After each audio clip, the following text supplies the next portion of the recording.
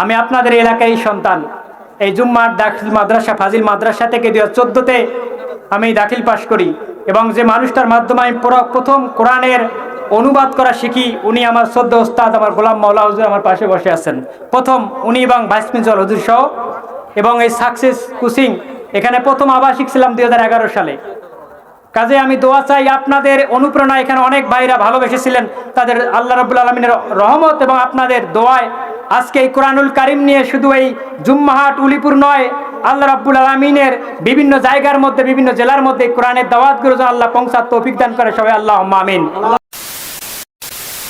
জি প্রিয় ভাইরা, যে মুনিব আমাদেরকে এই প্রতিকূল পরিবেশেও তার কোরআনের মাহফিলে এসে বসার সুযোগ দিলেন, আমরা সবাই সমস্বরে সেই মহান মুনিবের দরবারে শুকরিয়া জ্ঞাপন করে আলহামদুলিল্লাহ।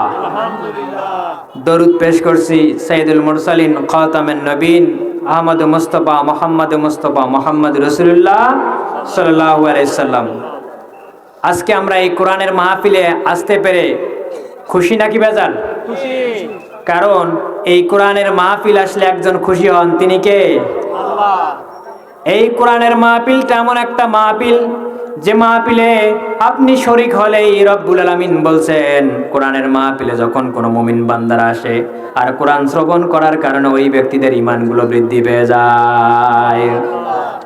সূরা আনফালের 2 নম্বর আয়াতে আমার রব্বুল আলামিন বলেন, ইন্নামাল মুমিনুনা আল্লাযীনা ইযা যুকিরাল্লাহু ওয়াজিলাত কুলুবুহুম ওয়া ইযা তুলিয়াত আলাইহিম আয়াতুহু যাদাতুহুম ঈমানাও ওয়া আলা রাব্বিহিম ইয়াতাওয়াক্কালুন। আমার রব্বুল আলামিন সূরা আনফালের মধ্যে বলেন, ইন্নামাল মুমিনুনা আল্লাযীনা ইযা যুকিরাল্লাহ, যখন মুমিনদের সামনে আমি রব্বুল আলামিনের নাম স্মরণ করা হবে, ওয়াজিলাত কুলুবুহুম, মুমিনদের অন্তরটার মধ্যে ভীত এবং কম্পন সৃষ্টি হয়ে যাবে। ওয়াজিলাত কুলুবুহুম ওয়া ইযা তুলিয়া, তার যখন তেলাওয়াত করা হবে, পাঠ করা হবে, আলাইহিম, তাদের নিকট, আয়াতুহুম, আমি রব্বুল আলামিনের আয়াতগুলো নিদর্শন করে যখন মুমিনদের সামনে তেলাওয়াত করা হবে, রব্বুল আলামিন বলেন, যাদাতুহুম ঈমানাও ওয়া আলা রাব্বিহিম ইয়াতাওয়াক্কালুন। রব্বুল আলামিন বলে, আমি রব্বুল আলামিনের মহাগ্রন্থ কোরআনুল কারীমটা শ্রবণ করার কারণে আমার যে মুমিন বান্দারা শ্রবণ করবে, এই শ্রবণ করার কারণে মুমিন বান্দাদের ঈমানগুলো আস্তে আস্তে বেড়ে যাবে। সুবহানাল্লাহ বিহামদি। তাহলে কোরআন শুনলে ঈমান বাড়বে না কমবে? বাড়বে। কোরআন আবু বকর শুনেছিল, আবু জেহেলও কোরআন শ্রবণ করেছিল, কিন্তু পার্থক্য একটাই, আবু জেহেলের হেদায়েত হয় নাই, আবু বকর হেদায়েত হয়েছেন। কারণ কোরআন শুনতে হবে আবু জেহেলের মতো নয়, কোরআন শুনতে হবে আবু বকরের মতো হেদায়েতের নিয়তে। যদি হেদায়েতের নিয়তে আপনি কোরআন শ্রবণ না করেন, কিয়ামত পর্যন্ত কোরআনে শ্রবণ করবেন, এই কোরআন আপনাকে সৎপথ দেখাবে না, এই কোরআন আপনাকে হেদায়েত দেবে না। এজন্যই তো রব্বুল আলামিন বলছেন, এই কোরআন শোনার কারণে আমি রব্বুল আলামিনের নাম যখন স্মরণ করা হয়, মুমিনদের দিলের মধ্যে কম্পন সৃষ্টি হয়ে যায়। শুধু তাই নয়, যখন আমার আয়াতের তেলাওয়াত শুনে আমার মুমিন বান্দাদের ঈমানগুলো বেড়ে যায়। কোরআনটা ম্যাগনেট ভাই, কোরআনটা ম্যাগনেটের মতো আকর্ষণ করে মুমিনদের হৃদয়কে। কি আকর্ষণ করে? মুমিনদের হৃদয়কে আকর্ষণ করে। এই কোরআন এমন একটা জিনিস,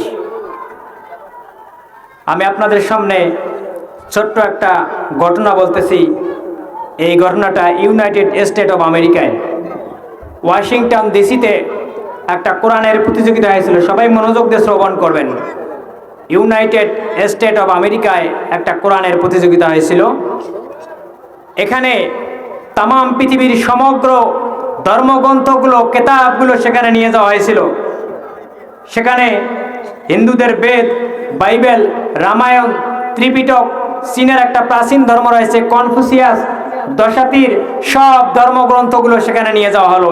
এজন্যই যে ওখানে তেলাওয়াত করে দেখা হবে সবচেয়ে কোন ধর্মের কিতাবের তেলাওয়াত সুমধুর হয়, সুন্দর হয়। এটা প্রমাণ করার জন্য তাম পৃথিবীর সমগ্র কিতাবগুলোকে একত্রিত করা হলো।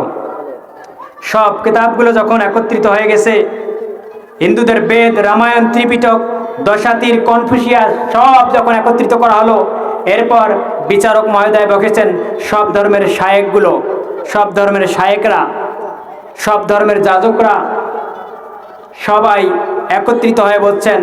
বিচারক দুজন নির্ধারণ করা হয়েছে, বিচারকরা বসে আছেন। এরপর তেলাওয়াত শুরু করা হলো। প্রত্যেকটা ধর্মের জন্য 10 মিনিট করে সময়। কয় মিনিট করে? 10 মিনিট করে সময় দেওয়া হলো। প্রথমে আসলো শ্রীমতে ভগবতে। শ্রীমতে ভগবতী সে গীতা পাঠ করলো, ওম নমো ভগবতী বাসুদেবায়া। এরকম করে শ্রীমত ভগবতী 10 মিনিট সময় শেষ। টাইম ইজ আপ, সময় শেষ। বাদ চলে আসলো রামায়ণ, 10 মিনিট শেষ। বাদ চলে আসলো the Holi Bible, Bible 10 minute শেষ হয়ে গেল। এরপর চীনের প্রাচীন ধর্মগ্রন্থ কনফুসিয়াসের কিতাব নিয়ে আসা হলো, এটা 10 মিনিট পাঠ করা হলো, এটাও শেষ হয়ে গেল। আস্তে আস্তে এরপর দশাতীর এসলো, দশাতীর পাঠ করা হলো, দশাতীরও চলে গেল। সব শেষে যে কিতাবটা নিয়ে আসলেন, মিশরের কারি, সারা বাংলাদেশের, সারা পৃথিবীতে আলোড়ন সৃষ্টিকারী কারি আব্দুল বাসিত ইবনে আব্দুস সামাদ, একে ডাকা হলো কারি আব্দুল বাসিত ইবনে আব্দুস সামাদকে ডাকা হলো। ইনি এসে মহাগ্রন্থ আল কোরআনুল কারীমটা তেলাওয়াত করবেন। মিশরের কারি আব্দুল বাসিত ইবনে আব্দুস সামাদ যখন কোরআনুল কারীমটা নিলেন, এরপর কোরআনুল কারীমটা তেলাওয়াত শুরু করেন। আউযু বিল্লাহি মিনাশ শাইতানির রাজিম, বিসমিল্লাহির রহমানির রহিম বলে টান দিলেন সূরা ফাতিহা। তাই উনি 13 মিনিট সময় লাগাইলেন। কয় মিনিট? সুবহানাল্লাহ, সুবহানাল্লাহ বলবেন না? সময় 10 মিনিট করে, সূরা ফাতিহার মধ্যে উনি লাগাইলেন 13 মিনিট, 3 মিনিট বেশি। কারি আব্দুল বাসিত ইবনে আব্দুস সামাদ লক্ষ্য করলেন, বিচারক যখন লাল বাতি চাপলেন না, তখন উনি সময় পাওয়ার কারণে কোরআনুল কারীমের একটা সুমধুর সূরা রয়েছে, সূরা রহমান তেলাওয়াত করা শুরু করে দিলেন। আল্লাহু আকবার। সূরা রহমান যখন তেলাওয়াত শুরু করলেন, এরপর 15 মিনিট, 20 মিনিট, 25 মিনিট, 30 মিনিট যখন হয়ে গেল, তখন আয়োজক কমিটি যারা ছিল, অর্গানাইজেশন কমিটি এসে বিচারককে জোরে ধাক্কা দিল। এই বেটা, কি সমস্যা? What is the wrong with you? কি সমস্যা তোমার? 10 মিনিট পার হয়ে গেছে, তুমি কেন লাল বাতি চাপলা না? বিচারককে যখন ধাক্কা দিল আর বললো, what is the wrong with you? কি সমস্যা তোমার? লাল বাতি চাপতেছে না করো? বিচারক টাসকি খেয়ে বলতেছে, হ্যাঁ লাল বাতি, নীল বাতি, কোন বাতি? ওই বিচারকের হুঁশ যিনি হারাই দিয়েছেন তিনি কে? আল্লাহ। সে আল্লাহ এখনো আছে। এরপর যখন বিচারক আবার হুঁশ হারিয়ে ফেললেন, আবার কারি আব্দুল বাসিত আবার তেলাওয়াত করা শুরু করে দিলেন। তেলাওয়াত চলতেছেন, আর একজন বিচারক আছে, ইনি দাঁড়িয়ে বললেন, ও মিশরের কারি আব্দুল বাসিত ইবনে আব্দুস সামাদ, তুমি তেলাওয়াত চালিয়ে যাও, তোমার জন্য আনলিমিটেড সময় দেওয়া হলো। আল্লাহু আকবার। এরপর মিশরের কারি আব্দুল বাসিত ইবনে আব্দুস সামাদ তেলাওয়াত করতে লাগলেন। 40 মিনিট সময় যখন হয়ে গেল, এরপর যখন বিচারককে ধরে তার কোরআন তেলাওয়াত বন্ধ করা হলো। এরপর ওই বিচারকের নামে সুইজারল্যান্ডের দি হেগে 2টা মামলা হলো। কয়টা মামলা? 2টা। এরপর আদালতে নিয়ে যাওয়া হলো। আদালতে মহামান্য আদালত তাকে প্রশ্ন করলো, বিচারককে প্রশ্ন করলো, আপনি বেদের জন্য 10 মিনিট দিলেন, বাইবেলে 10 মিনিট, ত্রিপিটকে 10 মিনিট, দশাতীরে 10 মিনিট, কনফুসিয়াসে 10 মিনিট, কিন্তু মুসলমানদের কোরআনকে কেন 40 মিনিট দিলেন? উনি বললেন, মাননীয় আদালত, I have a humble question to you, আপনার কাছে আমার একটা প্রশ্ন রয়েছে। মাননীয় আদালত অবাক হয়ে গেলেন যে আমাকে প্রশ্ন করে। বললেন, I have a humble question to you. বললেন, হ্যাঁ বলেন আপনি। তখন মাননীয় বিচারক বললেন, মাননীয় আদালত, একজন মানুষ যখন মেডিকেলি আনফিট থাকে, একজন মানুষ যখন ফিট থাকে না, মেডিকেলি ভাবে শারীরিকভাবে অসুস্থ থাকে, তখন সে কিভাবে লাল বাতি চাপবে আমাকে বলেন। একজন মানুষ যখন অসুস্থ থাকে, তখন কিভাবে সে লাল বাতি বুঝবে আর সবুজ বাতি বলবে? উনি বললেন, why are you presenting the red button? আপনি কেন বাতি চাপলেন না? উনি তখন বললেন, একজন মানুষ যখন মেডিকেলে আনফিট থাকে, একজন মানুষ যখন বোঝে না সে আসমানে আছে নাকি জমিনে আছে, সে কেমন করে লাল বাতি চাপবে বলেন? যখন বেদ পাঠ করা হলো 9 মিনিট 59 সেকেন্ড হয়েছে, আমি লাল বাতি চেপেছি। বাইবেল পাঠ করা হলো 9 মিনিট 59 সেকেন্ড হয়েছে, আমি বন্ধ করে দিয়েছি। দশাতীর যখন পাঠ করা হলো 9 মিনিট 59 সেকেন্ড হয়েছে, আমি বন্ধ করেছি। ও মাননীয় আদালত, কিন্তু মিশরের ওই কারি আব্দুল বাসিত ইবনে আব্দুস সামাদ ওই যখন মাইকের সামনে বসে লম্বা একটা জুব্বা পরে আউযু বিল্লাহি মিনাশ শাইতানির রাজিম বলে টান দিয়েছে, আমার হুঁশ হারিয়ে গিয়েছে, আমি আল্লাহ আসমানে আছি নাকি জমিনে আছি আমি কোথাও বুঝতে পারি নাই। সুবহানাল্লাহ, সুবহানাল্লাহ। মাননীয় আদালত তার কথা শোনার পর বললেন, আসলেই যখন কোনো ব্যক্তির নার্ভাস সিস্টেম ফল ডাউন করে, যে ব্যক্তির মানসিক হিতাহিত কোনো জ্ঞান থাকে না, ওই ব্যক্তির নামে কোনো মামলা হয়? বিচারক বললেন, তোমাকে বেকসুর খালাস দেওয়া হলো। বলেন আল্লাহু আকবার। ও মুসলমান, যে কোরআন ধরলে সওয়াব, যে কোরআন পড়লে সওয়াব, যে কোরআন মানতে সওয়াব, এই কোরআনের সঙ্গে আসি মুসলমান, হাত তুলে দেখায় দেন। নারায়ে তাকবীর, নারায়ে তাকবীর, আল কোরআনের আলো, নারায়ে তাকবীর। যে কোরআন ধরলে সওয়াব, পড়লে সওয়াব, মানলে সওয়াব, এই কোরআনের জন্য জীবন দিতে রাজি আছি মুসলমান। কোরআনের পথে, কোরআনের মতে আমার মরণ জানি হয়।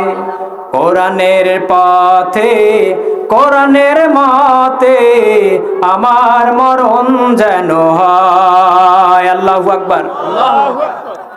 আল্লাহকে ভালোবেসে দিতে পারি এই প্রাণ, রাখবো ধরে মোরা রাসূলের সম্মান।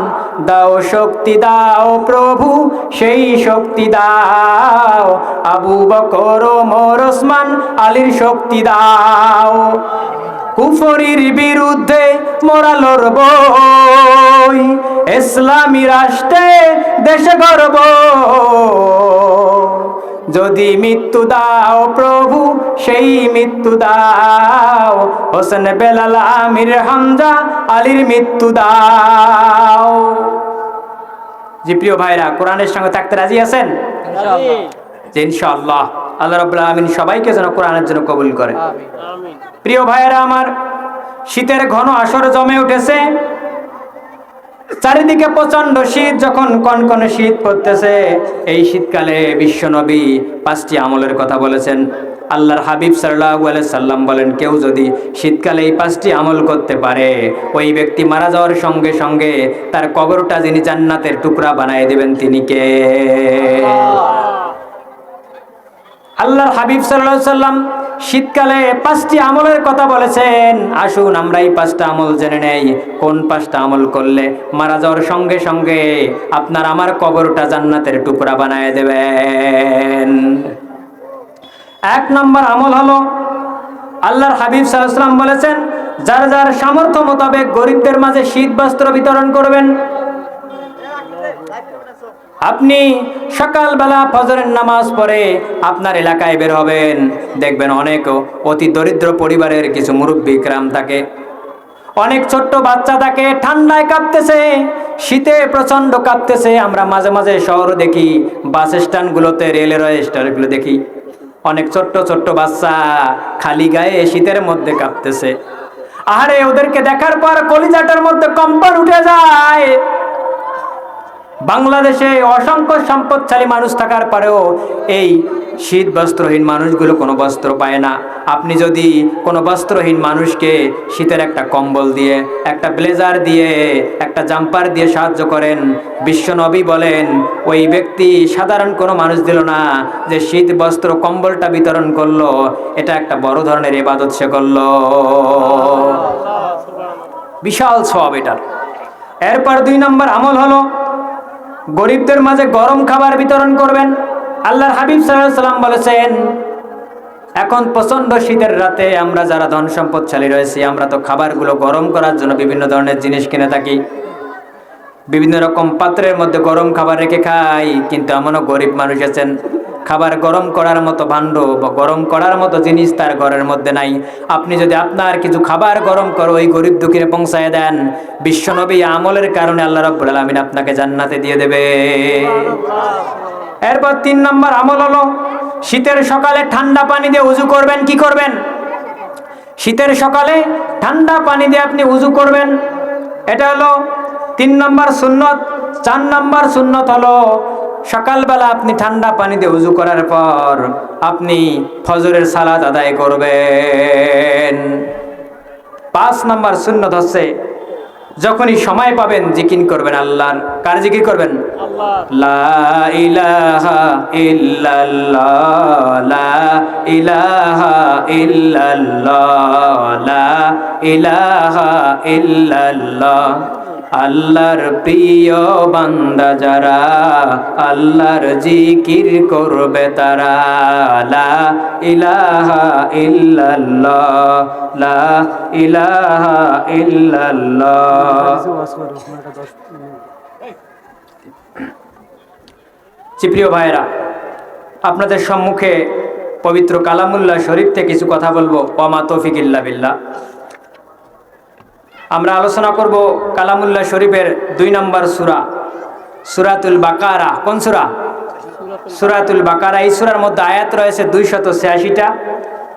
এই সূরার মধ্যে রুকু আছে 40টা, শব্দ আছে 6221টি, অক্ষর আছে 25025টি। মাশহুর উলামা ইকরামদের মতে সূরাটা নাজিল হয়েছে মদিনায়। কোথায়? মদিনা। মদিনায়। এই আয়াত থেকে আমরা কিছু কথা শুনবো ইনশাআল্লাহ। আমরা আলোচনায় চলে যাচ্ছি। আউযু বিল্লাহি মিনাশ শাইতানির রাজীম। বিসমিল্লাহির রহমানির রহিম। আলিফ লাম মিম। যালিকাল কিতাবু লা রাইবা ফীহি হুদাল লিল মুত্তাকিন। আল্লাহ রাব্বুল আলামিন সূরা বাকারা শুরুতেই বললেন আলিফ লাম মিম। এই আলিফ লাম মিমটা হচ্ছে হরুফে মুকাত্তাত, বিচ্ছিন্ন হরফ, রূপক অর্থবোধক, যেগুলোর অর্থ আল্লাহ ছাড়া আর কেউ জানে। বিশ্বনবী জানতে পারেন, কিন্তু তিনি আমাদেরকে বলে যান নাই। এরপরে রব্বুল আলামিন বলছেন যালিকাল কিতাবু লা রাইবা ফি। এই কোরআনটা এমন একটা কিতাব যে কিতাবের মধ্যে কোনো সন্দেহ নাই, কোনো ভুল নাই। এরপর রব্বুল আলামিন বললেন হুদাল লিল মুত্তাকিন। এই কিতাবটা মুত্তাকিনদের জন্য পথ প্রদর্শক। কার জন্য পথ প্রদর্শক? মুত্তাকিনদের জন্য। আমরা বললাম রব্বুল আলামিন মুত্তাকিন আবার কারা? রব্বুল আলামিন এবার বললেন আল্লাযীনা ইউমিনুনা বিল গায়বি ওয়া ইউকিমুনাস সালাতা ওয়া মিম্মা রাযাকনাহুম ইউনফিকুন। আল্লাহু আকবার।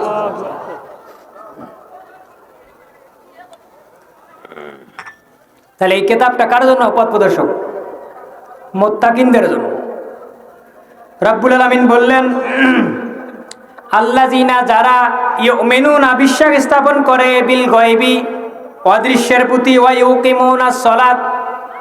তাহলে মুত্তাকিনের প্রথম বৈশিষ্ট্য হলো মুত্তাকিন ব্যক্তি অদৃশ্যের প্রতি বিশ্বাস স্থাপন করবে। আল্লাযীনা ইউমিনুনা বিল গায়ব। আল্লাযীনা ইউমিনুনা প্রথমে বিশ্বাস স্থাপন করবে। তাহলে ঈমান বিল গায়বের অর্থ যদি আমরা জানতে পারি, ইউমিনুনা বিল গায়বি, এটা উপলব্ধি করতে পারবো। ঈমান শব্দের অর্থ কি? ঈমান শব্দের অর্থ হলো স্বীকৃতি দেওয়া। ইসলামী শরীয়তের পরিভাষায় কোনো বিষয়ে মৌখিক স্বীকৃতি, অন্তরে দৃঢ় বিশ্বাস এবং কর্মে পরিণত করার নাম হলো ঈমান। শুধু বিশ্বাস করার নাম ঈমান নয়। বিশ্বাস তো আবু জেহেলও করেছিলেন।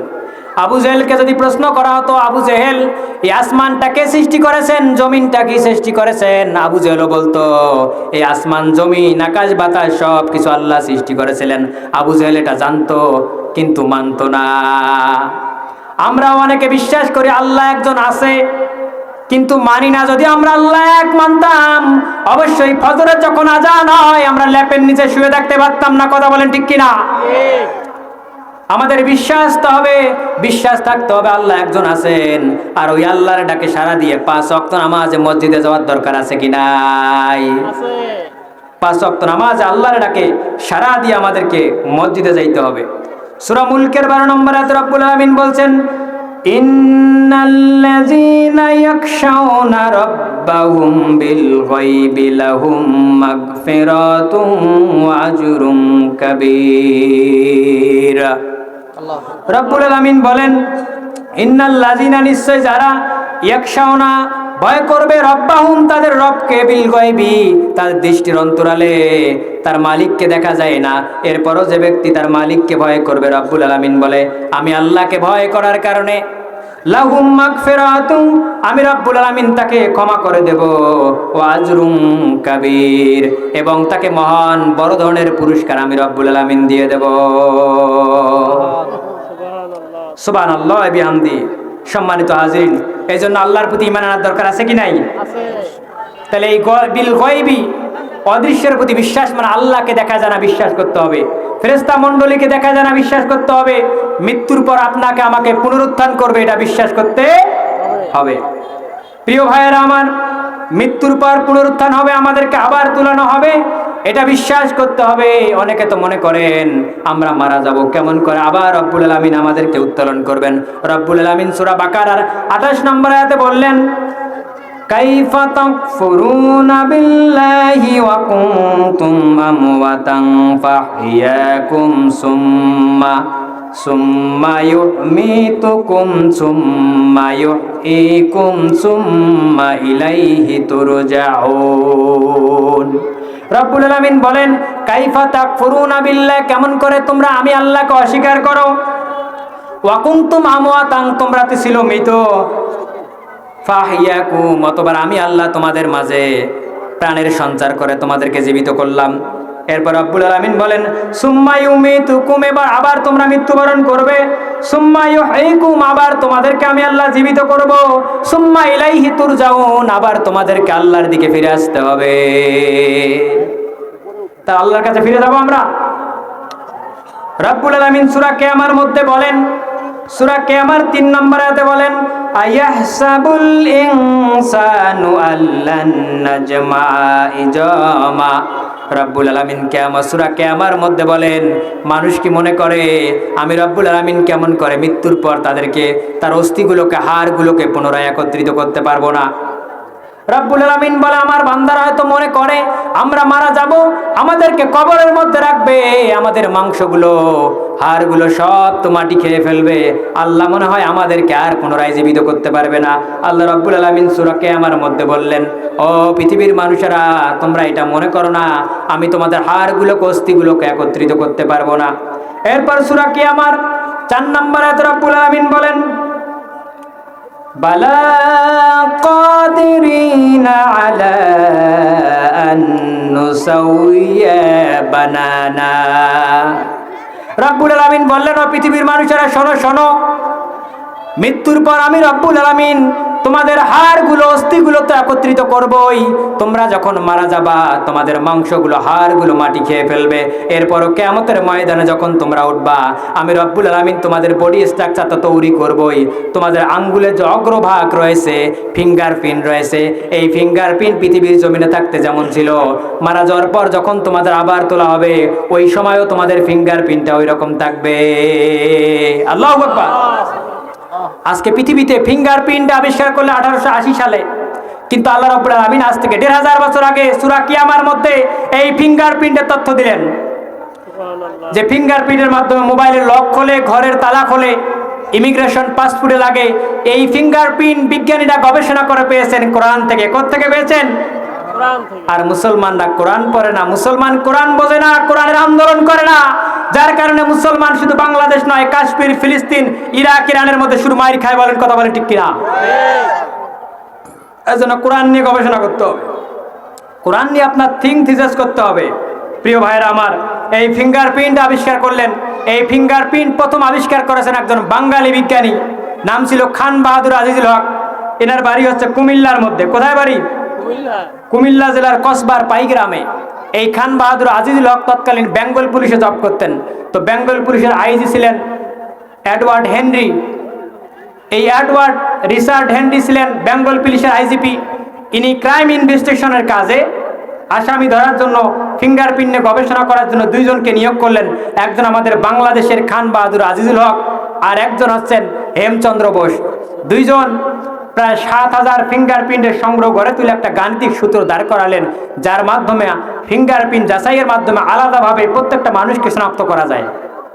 সুবহানাল্লাহ বলবেন না? এই তথ্য প্রথম দিয়েছেন কে? আল্লাহ দিয়ে দিয়েছেন। এই ফিঙ্গারপ্রিন্টের মাধ্যমে প্রত্যেকটা মানুষকে আলাদাভাবে যাচাই করা যায়। এই ফিঙ্গারপ্রিন্ট আবিষ্কার হলো, এর নাম হওয়ার কথা ছিল বোস হক আইডেন্টিফিকেশন সিস্টেম। কিন্তু এর নাম দিলেন হেনরি ক্লাসিফিকেশন সিস্টেম। তার মানে ইংরেজদের যে বেইমানি ঘাতক দালাল, এটা আজকের নয়, সেই পৃথিবীর শুরু থেকেই, তখন থেকে ইংরেজরা ছিল বেইমান। এরা বিভিন্ন দেশ থেকে নিয়ে আসে, বিভিন্ন দেশ থেকে চুরি করে বাটপারি করে নিয়ে এসে নিজের দেশটা সাজায়। আর আমার দেশের কিছু পান্ডা মার্কা নেতা নিজের দেশের অর্থ সম্পদ নিয়ে গিয়ে বাইরের রাষ্ট্রে বাড়ি বানায়, গাড়ি বানায়, বেগম পাড়া তৈরি করে, আর বাংলাদেশ চলে যায় মন্দার দিকে। কথা বলেন ঠিক কিনা? আমার দেশের নেতাদের চিন্তা ওটা নাই। যারা ইহুদি খ্রিস্টানরা চিন্তা করে কিভাবে বাইরের দেশ থেকে নিয়ে আসে নিজের দেশটা সাজাবো, আর আমার নেতারা বাইরে গিয়ে বাড়ি বানায়, গাড়ি বানায়, আর বাংলাদেশের মানুষ আলু কিনতে পারে না, বাংলাদেশের মানুষ পেঁয়াজ কিনতে পারে না, মানুষের ক্রয় ক্ষমতা বাইরে চলে যায় নিত্য প্রয়োজনীয় দ্রব্য সামগ্রী। মুসলমানরা কথা বলে না জন্যই ওরা কিছু বুঝতেছে না, কিন্তু মুসলমানদের একতার দরকার আছে কি নাই? যে প্রিয় ভাইয়ের আমার, এই জন্য কোরআন মানতে হবে, কোরআন বুঝতে হবে। প্রিয় ভাইয়ের আমার, এরপর মুত্তাকিনের 2 নম্বর বৈশিষ্ট্য হলো ইউকিমুনাস সালাত। আল্লাহ বলেন মুত্তাকি যারা হবে 2 নম্বর গুণ হলো তারা নামাজ প্রতিষ্ঠা করবে। কি প্রতিষ্ঠা করবে? নামাজ প্রতিষ্ঠা করবে। নামাজ প্রতিষ্ঠা কিন্তু এরকম না। নামাজ প্রতিষ্ঠা জিনিসটা কেমন দেখেন, আমাদের সমাজে আজকে পর্দা প্রতিষ্ঠিত আছে বলে এখানে যদি কোনো উলঙ্গ লোক এসে দাঁড়ায় আর ওয়াজ করতে চায়, আপনারা দিবেন? মঞ্চে দাঁড়িয়ে যদি কোনো রাজনৈতিক মঞ্চে কোনো নেতা উলঙ্গ হয়ে কথা বলে, আপনারা দেবেন? তেমনি করে সমাজে যদি নামাজ প্রতিষ্ঠিত থাকতো, কোনো বেনামাজি মানুষ মুসলমানদের নেতৃত্ব দেওয়ার সাহস পাইতো না, কোনো বেনামাজি মানুষ আপনাদের দাঁড়িয়ে কোনো কথা বলার সাহস পাইতো না। যদি নেতৃত্ব দিতে চাইতো অবশ্যই তাকে নামাজি হওয়া লাগতো, এরপরে সে তাকে দাওয়াতি কাজ করা লাগতো, এরপর তারা নেতৃত্ব দিত। এই জন্য বলছে ইউকিমুনাস সালাত, নামাজটা প্রতিষ্ঠা করবেন, ব্যক্তিগত, পারিবারিক, সামাজিক এবং রাষ্ট্রীয় হবে। এই নামাজ প্রতিষ্ঠার দায়িত্ব দিয়েছেন আল্লাহ রাব্বুল আলামিন। সূরা হজের 41 নম্বর আয়াতে বলছেন নামাজ তারাই প্রতিষ্ঠা করবে। কোনো মুমিন যদি কখনো ক্ষমতায় আসে, পার্লামেন্টের চেয়ারে বসার সঙ্গে সঙ্গে প্রথমে নামাজের আইন পাশ করবেন, তারপর যাকাতের। এই 2টা কাজ আমাদের রাষ্ট্রীয় হয় না বলেই আমরা হুজুররা সারা জীবন ওয়াজ করি, নামাজ কিন্তু প্রতিষ্ঠিত হয় না। কারণ আল্লাহ বলছে নামাজ প্রতিষ্ঠা করবে, মুসলমানদের শাসক যারা হবে তারাই নামাজের আইন বাস্তবায়ন করবে, আর সমাজের মধ্যে রাষ্ট্র জারি হয়ে যাবে, নামাজ প্রতিষ্ঠিত হয়ে যাবে। জি প্রিয় ভাইয়ের আমার, এই সম্পর্কে সূরা বনী ইসরাইলের 78 নম্বর আয়াতে আমার রব্বুল আলামিন কি বললেন জানার দরকার আছে কি নাই? আছে। কোরআন শুনতে হলে কোরআনের মজলিসের আদব রক্ষা করতে হবে। আর আদব রক্ষার জন্য যাদের সামনে ফাঁকা জায়গাগুলো আছে, শয়তান যেন বসতে না পারে, যেন জেকেরে জেকেরে আগে আসে লা ইলাহা ইল্লাল্লাহ, লা ইলাহা ইল্লাল্লাহ, লা ইলাহা ইল্লাল্লাহ, লা ইলাহা ইল্লাল্লাহু মুহাম্মাদুর রাসূলুল্লাহ। জি প্রিয় ভাইরা আমার রব্বুল আলামিন সূরা বনী ইসরাইলের 78 নম্বর আয়াতে বললেন আকিমিস সালাতা লিদুলুকিশ শামসি ইলা গাসাকিল লাইলি ওয়াল কুরআনাল ফাজর ইন্না কুরআনাল ফাজরি কানা মাশহুদা।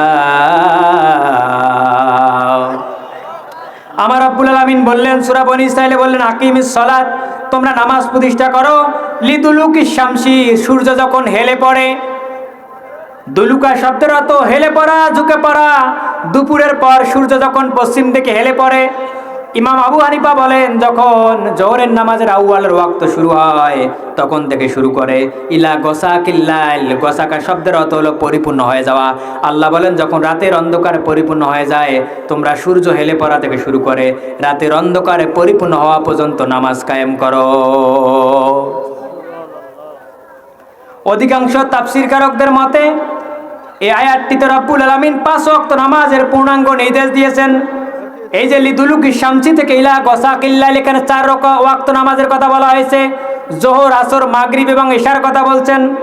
এরপর রব্বুল আলামিন বলছেন ওয়া কুরআনাল ফাজরি, এবং তোমরা প্রতিষ্ঠিত করবে ফজরের নামাজ। এখানে কোরআন দ্বারা নামাজ উদ্দেশ্য হয়েছে, নামাজকে বোঝানো হয়েছে।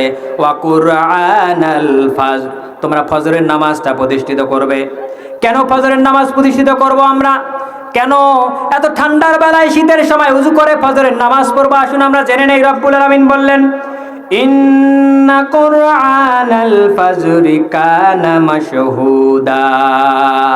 রব্বুল আলামিন বলেন ইন্না কুরআনাল ফাজরি, নিশ্চয় ফজরের নামাজ, কানা মাশহুদা মানে উপস্থিতির সময়। কানা মাশহুদা শাহিদা ধাতু থেকে এসেছে, এর শব্দের অর্থ হলো উপস্থিতির সময়, প্রেজেন্টের সময়। ক্লাসে যখন স্যার যখন ক্লাসের শুরুতে হাজিরা করে, হাজিরা করার পরে যখন কোনো শিক্ষার্থী ক্লাসে প্রবেশ করে, ওই ব্যক্তি স্কুলের গণনা 200-300 ছাত্রের মাঝে ওই ব্যক্তির যেমন কোনো নাম থাকে না, তেমনি করে যারা ফজরের নামাজ আদায় করে না ওই ব্যক্তিদের প্রেজেন্টন খাতার মধ্যে, হাজিরা খাতার মধ্যে ওই ব্যক্তির নাম ওঠে না। সুবহানাল্লাহ, সুবহানাল্লাহ। এই জন্য ফজরের নামাজ পড়ার দরকার আছে কি নাই? আছে। আল্লাহর হাবিব সাল্লাল্লাহু আলাইহি সাল্লাম বলেন দিবারাত্রির মধ্যে ফেরেশতার দলগুলো তোমাদেরকে পরিবেশন করে থাকে, ডিউটি পালন করে থাকে। এই দুইটা দলের মধ্যে রাত্রির বেলা ফেরেশতাদের যে দলগুলো ডিউটি করে, সারা রাত ডিউটি করার পর যখন ফজরের সময় এরা আল্লাহর দরবারে চলে যায়, আর আল্লাহ রাব্বুল আলামিন সব কিছু জানার পরেও ওই ফেরেশতাদেরকে জিজ্ঞেস করে, ও আমার ফেরেশতারা তোমরা চলে আসলা, আমার বান্দাদেরকে কি অবস্থা দেখে চলে আসলা? ফেরেশতারা তখন বলে, রব্বুল আলামিন আমরা যখন পৃথিবীতে যাই ডিউটির জন্য, প্রথম যাওয়ার সময় দেখি আপনার বান্দারা নামাজ আদায় করতেছে, আবার যখন চলে আসলাম ফজরের সময় দেখলাম আপনার ওই বান্দাগুলো এখন নামাজে দাঁড়িয়ে আছে। আল্লাহু আকবার, আল্লাহু আকবার। এই জন্য ওই নামাজ পড়ার দরকার আছে কি নাই? আছে। ফজরের সময়টা এমন একটা সময়, আল্লাহর হাবিব সাল্লাল্লাহু আলাইহি ওয়াসাল্লাম বলেছেন, আন উমার বিন রুয়াইবা রাদিয়াল্লাহু তাআলা আনহু ক্বালা সামিতু রাসূলুল্লাহ সাল্লাল্লাহু আলাইহি ওয়াসাল্লাম, আল্লাহ রাসূল সাল্লাল্লাহু আলাইহি ওয়াসাল্লাম বলেন, লা নিয়ালি জান্নার আহাদুন, তোমাদের মধ্যে কেউ কখনো জাহান্নামে প্রবেশ করবে না, ক্বাবলা তুলুই শামসি, কেউ যদি সূর্য ওঠার পূর্বে নামাজ আদায় করে, ওয়া ক্বাবলা গুরুবিহা, এবং সূর্য অস্ত যাওয়ার আগে নামাজ আদায় করে, অর্থাৎ ফজর এবং আসরের নামাজ আদায় করে, ওই ব্যক্তি কোনোদিন আল্লাহর জাহান্নামে যাবে না। ওয়া নবী মুসা আশআরী রাদিয়াল্লাহু তাআলা আনহু, হযরতে মুসা আবি আশআরী রাদিয়াল্লাহু তাআলা বর্ণনা করেন, কলকলা রাসূলুল্লাহ সাল্লাল্লাহু আলাইহি সাল্লাম বলেন, আল্লাহ রাসূল সাল্লাল্লাহু আলাইহি সাল্লাম বলেন, মান সাল্লা বারদাইনে দাখালাল জান্নাহ, কোন ব্যক্তি যদি এক ঠান্ডা থেকে অপর ঠান্ডা ফজর এবং আসরের নামাজটা জামাতে আদায় করে, ওই ব্যক্তি আল্লাহ রাব্বুল আলামিনের জান্নাতে প্রবেশ করবে। এই জন্য নামাজ পড়ার দরকার আছে কিনা? আছে। এরপর রাব্বুল আলামিন বলছেন শুধু না ফরজ নামাজ পড়বেন তাই নয়, ওয়া মিনাল লাইলি ফাতাহাজ্জাত বিহি নাফিলাতাল লাক, তোমরা রাতের কিছু অংশে তাহাজ্জুদের নামাজ আদায় করবা, নাফিলাতাল লাক। এই নাফিলাতাল লাক এটা অতিরিক্ত নামাজ, অতিরিক্ত কর্তব্য।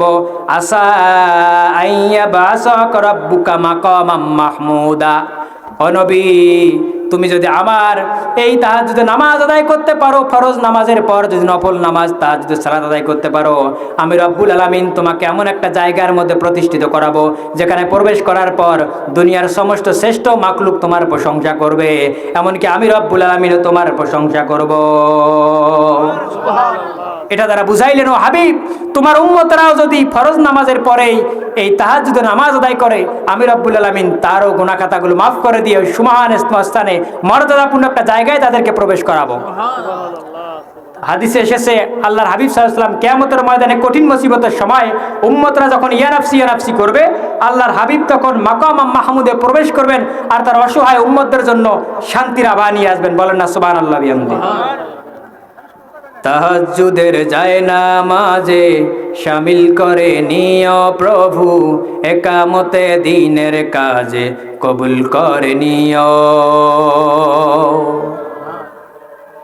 এই জন্য নামাজের পর যখন সময় পাবেন, হাজারো বিপদে আছেন, ঋণ রোজগার করে তাহাজ্জুদ নামাজ আদায় করে যে আল্লাহর কাছে আপনি চান, আপনার চাওয়াটা যিনি পূর্ণ করে দেবেন তিনি কে? আল্লাহ। এই জন্য প্রিয় ভাইয়েরা আমার, আমরা নামাজ পড়ব। নামাজ এমন একটা ইবাদত, মৃত্যুর পরই আপনাকে হিসাব গ্রহণ করতে হবে, হিসাব দিতে হবে প্রথম নামাজের। কিসের? এই জন্য নামাজ পড়ার দরকার আছে কি নাই? সালাত তোমার বন্ধু পরম শেষ বিচারের দিন, সালাত তোমার জীবন জুড়ে খুঁজবো প্রতিদিন, সালাত তোমার বন্ধু পরম শেষ বিচারের দিন, সালাত তোমার জীবন জুড়ে খুঁজবো প্রতিদিন, যায় নামাজে শান্তি বিলায় চিত্তে সীমাহীন, রব্বি আলালা রব্বি আলাজিম রব্বিয়াল আলা রব্বিয়াল আযীম। মুমিন তুমি সালাত তোমার মস্ত পরিচয়, দুনিয়া তোমার আজকে আছে কালকে হবে লয়। মুমিন তুমি সালাত তোমার মস্ত পরিচয়, দুনিয়া তোমার আজকে আছে কালকে হবে লয়। আজকে রুকু সেজদা করো, দম থাকিতে তারে ডাকো, হবে না বিলীন। মুমিন তুমি সালাত তোমার মস্ত পরিচয়, দুনিয়া তোমার আজকে আছে কালকে হবে লয়। এই দুনিয়ায় আমরা চিরস্থায়ী থাকবো? এই জন্য যে নামাজ আপনাকে জান্নাতে নিয়ে যাবে, এই নামাজ ধরার দরকার আছে কি নাই? আছে। জি প্রিয় ভাইয়েরা, এজন্য আমরা আল্লাহ রাব্বুল আলামিনের 5 ওয়াক্ত নামাজকে কায়েম করব। প্রিয় ভাইয়েরা, ফজরের সময় আমরা যুবক ভাইয়েরা চেষ্টা করবো যেন আমরা ফজরের নামাজটা জামাতে গিয়ে পড়তে পারি। আজকে যুবকরা ফজরের নামাজ পড়তে পারে না, কারণ কি জানেন? কেন জানেন? বলবো। বলেন। ফেসবুক আসিল, কি দোলা লাগিল, লেখাপড়ায় মন বসে না। ফেসবুক আসিল, কি দোলা লাগিল, পড়ালেখায় মন বসে না। সারা রাত জাগিয়া ফোনে কথা বলিয়া, সারা রাত জাগিয়া ফোনে কথা বলিয়া, ফজরের সময় পোলার ঘুম তো ভাঙে না। ফেসবুক আসিল, কি দোলা লাগিল, পড়ালেখায় মন বসে না। এই জন্য সারা রাত জাগিয়ে মেসেঞ্জারে চ্যাটিং করার প্রয়োজন নাই। আপনি রাতের বেলা ঘুমান, সকালবেলা ফজরের নামাজ পড়েন। এই ফজরের নামাজ হতে পারে আপনার জীবনের শেষ নামাজ। জি প্রিয় ভাইরা আমার, এরপর মুত্তাকিন হওয়ার জন্য 3 নম্বর গুণটা আমি বলতেছি। 3 নম্বর গুণ আল্লাহ বলছেন, ওয়ামিম্মা রাযাকনাহুম ইউনফিকুন। আমি আল্লাহ তোমাদেরকে রিজিক হিসেবে যা দিয়েছি তা থেকে তোমরা ব্যয় করবা। আসুন আমরা রিজিক শব্দের অর্থ জেনে নেই। রাযাকাব, এই রিজিক শব্দের অর্থ আমরা জানি শুধু টাকা পয়সা না। রিজিক শব্দ হলো পৃথিবীতে জীবন চালাতে যা কিছু লাগে সবগুলো আরবিতে রিজিক বলা হয়। কি বলা হয়? তাফসিরে বাইজাপিরি লেখক বলেন, রিজিকের স্তর হলো 5টা। কয়টা? 5টা। তার 1 নম্বর স্তর হলো রিজিকের সর্বনিম্ন স্তর হচ্ছে ধন সম্পদ, টাকা পয়সা। ধন সম্পদ, টাকা পয়সা। এই জন্য ধন সম্পদ যাদের আছে আপনারা চেষ্টা করবেন এটা যেন আল্লাহ রাস্তায় ব্যয় করতে পারেন। সূরাতুল বাকারার 215 নম্বর আয়াতে রব্বুল আলামিন বলেন, ইয়াসআলুনাকা মাযা ইউনফিকুন কুল মা আনফাকতুম মিন খায়রিন ফালিল ওয়ালিদাইনি ওয়াল আকরাবিনা ওয়াল ইয়াতামা ওয়াল মাসাকিনি ওয়া ইবনিস সাবিল ওয়া মা তাফআলু মিন খায়রিন ফাইন্নাল্লাহা বিহি আলিম। রব্বুল আলামিন বলেন, ও নবী, যদি তোমার উম্মতরা প্রশ্ন করে আমরা কোন পথে ব্যয় করব, তুমি তাদেরকে বলে দাও তোমরা ব্যয় করার যদি প্রয়োজন মনে করো ফালিল ওয়ালিদাইনে, প্রথমে তোমরা পিতামাতার জন্য ব্যয় করো, এরপর নিকটস্থ আত্মীয় স্বজনের জন্য ব্যয় করব। কিন্তু দেখা যায় শীতের রাত্রে আব্বা আম্মা একটা কম্বল পায় না, আর ওই ছেলে টাকা নিয়ে যা বাইরে আমোদ ফুর্তি করে ঘুরে বেড়ায়। ছেলে এমবি কিনে নিয়ে আসে, পাবজি গেম খেলায়, বিভিন্ন গেমে আসক্ত হয়ে যায়। এদিকে বাবা মা ঠান্ডায় থরথর করে কাঁপতে থাকে। বাবা মার খোঁজ ওই সন্তানরা রাখে না। এই জন্য ধন সম্পদ দিলে আপনি প্রথম আব্বা আম্মার জন্য ব্যয় করবেন। আল্লাহর হাবিব সাল্লাল্লাহু আলাইহি সাল্লাম বলেন, আপনি পিতামাতার জন্য যে টাকা, যে সময় আপনি ব্যয় করবেন, আল্লাহ রাব্বুল আলামিন এই টাকা এবং সময়ের কোনো হিসাব নেবেন না। বলেন না সুবহানাল্লাহ বিহামদিহি, সবকিছু সাদাকা হয়ে যাবে। এই জন্য প্রিয় ভাইয়েরা আমার, সূরা আল ইমরানের 134 নম্বর আয়াতে বলেন, আল্লাযীনা ইউনফিকুনা ফিস সাররাই ওয়াদ দাররাই ওয়াল কাযিমিনাল গায়জ ওয়াল আফিনা আনিন নাস। রব্বুল আলামিন বলে, যারা আমি রব্বুল আলামিনের মুত্তাকিন বান্দা হবে, এরা সচ্ছল অসচ্ছল উভয় অবস্থায় আল্লাহর রাস্তায় দান করবে। মুত্তাকিনের 100 টাকা থাকলে মুত্তাকিন 10 টাকা দান করবে। 1000 টাকা আছে, মুত্তাকিন 100 টাকা দান করবে। মুত্তাকিনের 5000 টাকা আছে, মুত্তাকিন 500 টাকা দান করবে। দান করলে যিনি কবুল করে নেবেন তিনি কে? তোর দিল খুলবে পরে, আগে খুলু খাত, দে জাকাত তোরা দে রে জাকাত। মুসা আলাইহিস চাচতো ভাই কারুনকে জিজ্ঞেস করা হয়েছিল, ও আমার ভাই কারুন, তুমি আল্লাহর রাস্তায় দান করো।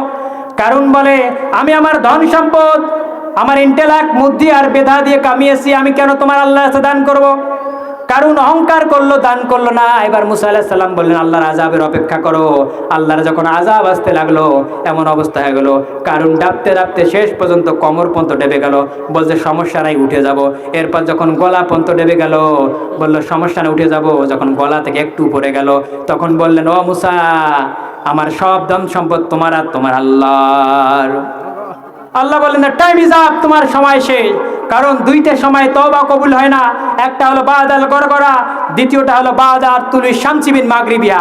বাদাল গরগরা হলো ওই সময় যখন মালাকুল মউত আপনার আমার রূহ ধরে টান দিবে, গরগরা আওয়াজ হবে। এই সময় তওবা করলে তওবা কবুল হবে। ফিরাউন শেষ সময় যখন পানিতে চুবায়াত তোলে, ফিরাউন বলছিল আনা মিনাল মুসলিমিন, আল্লাহ কয় তোর মতো মুসলমানের দরকার নাই, তোর সময় শেষ। ফিরাউনের তওবা কবুল। আসুন সময় থাকতে আমরা আল্লাহর রাস্তায় ফিরে আসি। আর দ্বিতীয়টা আসছে বাদা তুলি শামসি বিন মাগরিবিয়া, সূর্য যখন পশ্চিম দিকে, এখন পূর্ব দিকে উদিত হয়, পশ্চিম দিকে অস্ত যায়, কিন্তু কিয়ামতের আগে সূর্য পশ্চিম দিকে উঠবে আর পূর্ব দিকে অস্ত যাবে। ওই সময় তওবা কবুল হবে না। এই জন্য সময় থাকতে কার রাস্তা দান করতে হবে? আল্লাহর রাস্তা দান করবো। জি প্রিয় ভাইয়ের আমার, এরপর আছে রিজিকের দ্বিতীয় নম্বর স্তর। দেখেন দ্বিতীয় নম্বর স্তর সর্বোচ্চ সুস্থতা, সর্বোচ্চ রিজিক কি? যারা আমরা আজকে এখানে আসতে পেরেছি জানেন, আল্লাহ শুকরিয়া আদায় করেন। অসংখ্য ভাই রংপুর মেডিকেলে শুয়ে আছে, কাতরাচ্ছে। অসংখ্য ভাই পাবনা মেডিকেলে কাতরাচ্ছে। আপনারা তো সুস্থ আছেন, মাহফিলে আসতে পারছেন। রব্বুল আলামিনের জন্য সূরা বনী ইসরাঈলে বলেন ওয়া নুনাজ্জিলু মিনাল কুরআনি মা হুয়া শিফাউন ওয়া রাহমাতুল লিল মুমিনিন। রহমাতুল লিল মুমিনিনা ওয়া লা ইয়াজিদুজ জালিমিনা ইল্লা খাসারা। রব্বুল আলামিন বললেন ওয়া নুনাজ্জিলু মিনাল কুরআন, আমি রব্বুল আলামিন যে কোরআনটা নাজিল করে দিয়েছি, মা হুয়া শিফাউ, এই কোরআনটা তোমাদের জন্য আরোগ্য ঔষধ স্বরূপ। এই কোরআনটা তোমাদের আত্মিক এবং বাহ্যিক রোগ সমূহের ঔষধ। কাজে এই কোরআনটা ধরো, কোরআন পড়ো, আল্লাহ রব্বুল আলামিন তোমাদের সমস্ত বালা মুসিবত রোগ বালাই দূর করে দেবে। এরপর আল্লাহ বলেন ওয়ালা ইয়াজিদুজ জালিমুনা ইল্লা খাসার, এই কোরআনটা মুমিনদের জন্য ঔষধ স্বরূপ, মুমিনদের জন্য শেফা। আল্লাহ এর পরবর্তী আয়াতে বললেন, এই আয়াতের শেষের দিকে বললেন ওয়ালা ইয়াজিদু, এটা বৃদ্ধি করে, জালিমুনা ইল্লা খাসার, জালেমদের জন্য ক্ষতি বৃদ্ধি করে। এই কোরআন যদি চলতে থাকে জালেমদের ধ্বংস শুরু হয়ে যাবে। এই কোরআন যদি চলতে থাকে কাফের মুশরিকদের নিচে চেয়ারটা আর থাকবে না। এই জন্যই তো আমরা বুঝতে পারি কেন দুনিয়ার জমিনে অসংখ্য কনফারেন্স হয়, অসংখ্য প্রোগ্রাম হয়, ওই সমস্ত প্রোগ্রামে বাধা আসে না। কিন্তু কোরআনের মাহফিলে যেখানে হয় 144 জারি করা হয়, কোরআনের মাহফিলে বাধা দেওয়া হয়। এর কারণ কি? এর কারণ রব্বুল আলামিন দিয়েছেন ওয়ালা ইয়াজিদুজ জালিমিনা ইল্লা খাসার। আল্লাহ বলে কোরআন চলতে থাকলে এটা কাফেরদের জন্য ধ্বংস। জি প্রিয় ভাইয়ের আমার, আমাদের দ্বিতীয় মুফাসসির আমাদের মাঝে উপস্থিত আছেন। প্রিয় ভাই কিছুক্ষণের মধ্যে প্রিয় ভাই মঞ্চে আসবেন, আলোচনা করবেন।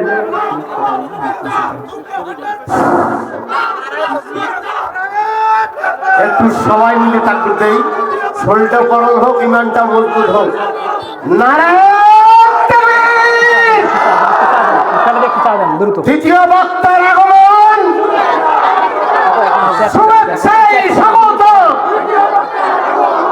আলহামদুলিল্লাহ, আল্লাহ রাব্বুল আলামিন আমাদের সবাইকে তৌফিক দেন যে আমরা তৃতীয় বক্তার মূল্যবান আলোচনা শুনলাম। আল্লাহ রাব্বুল আলামিন এখন আমাদেরকে দ্বিতীয় বক্তার মূল্যবান আলোচনা কোরআন এবং হাদিস থেকে শোনার সময় আল্লাহ রাব্বুল আলামিন যেন তৌফিক দেন। সকলে বলে আল্লাহুম্মা আমিন। বিশেষভাবে ঘোষণা করা হচ্ছে, রাস্তার মাঝে দেখা যাচ্ছে পুরুষের চাইতে আমার মা বোনেরা মনে হয় যেন এ মাথা থেকে ও মাথা পর্যন্ত এত ভিড়, যেটা লক্ষণীয় বিষয় যে যুবক ছেলেরা যারা আছেন আশেপাশে তারা একটু সরে যাবেন। মাঠের মধ্যে মাহফিলে আছেন, মা বোনদেরকে ভিতরে জায়গা দেন যাওয়ার জন্য। কারণ ইসলাম প্রিয় মা বোনেরা ঘরে বসে না থাকে, এখন তারা তাফসীর মাহফিলে আয়োজন তারা সফল করে ফেলেছে। একটা তাকবীর দেন, তারা শুরু নারায়ণ তাকবীর। আল্লাহ রাব্বুল আলামিন এই তাফসীর মাহফিলের গোটা মাহফিলটা যেন মানুষে ভর্তি হয়ে যায়। মানুষ মনে করতেছে বাইরে যারা আছে তারা মনে করতেছে যে ভিতরে মনে হয় লোক নাই। এতগুলো লোক আছেন, একটা তাকবীর দিয়ে জানায় দেন যে আমরা ভিতরে আছি, আপনারা তারা দাঁড়িয়ে আছেন। বলেন নারায়ণ তাকবীর। আলহামদুলিল্লাহ। ভলান্টিয়ার ভাইরা যারা আছেন তারা তাদের সঠিকভাবে দায়িত্ব পালন করার জন্য বিশেষভাবে বলা হচ্ছে, বিশেষ করে মা বোনদের ওইখানে যেন কোনো যুবক ভাইরা গ্যাদারিং করতে না পারে, এরকমের যারা থাকবে তাদেরকে সুন্দরভাবে বুঝিয়ে মাহফিলে পাঠার দেওয়ার ব্যবস্থা করবেন ইনশাআল্লাহ। আমাদের সামনে এখন দ্বিতীয় বক্তা বিশিষ্ট ইসলামী চিন্তাবিদ মুফাসসিরে কোরআন যাক আর 2 মিনিট তৃতীয় বক্তা সাহেব উনি আলোচনা করবেন, তারপরে আমাদের দ্বিতীয় বক্তা ওনার মূল্যবান আলোচনা ওনার আসন গ্রহণ করে করবেন ইনশাআল্লাহ। জি প্রিয় ভাইয়েরা আমার, আমাদের দ্বিতীয় মুফাসসির আমার শ্রদ্ধেয় বড় ভাই আমাদের মাঝে উপস্থিত। একটু পরেই আপনারা তার কথা শুনবেন, যে আমি আর একটু কথা বলে শেষ করে দেব। আল্লাহ রাব্বুল আলামিন সূরা বনী ইসরাঈলে বলছেন শেষের দিকে, ওয়ালা ইয়াজিদুজ জালিমুনা ইল্লা খসার।